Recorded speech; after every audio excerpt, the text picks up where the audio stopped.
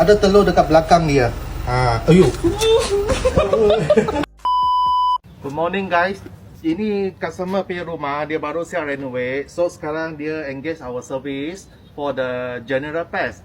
So biasa general pest, saya datang inspection dekat outdoor punya safety tank. Masa kita buka, tengok dalam. Nah, ini semua lipas yang sorok punya tempat. Ini spesies semua American cockroach. Kebanyakan landed property mesti ada, wajib ada. Kita perlu buka ini safety tank untuk spray dalam.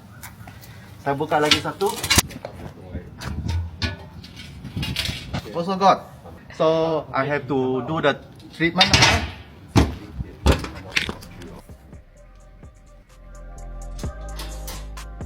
For outdoor safety tank spraying, so this is the way we do.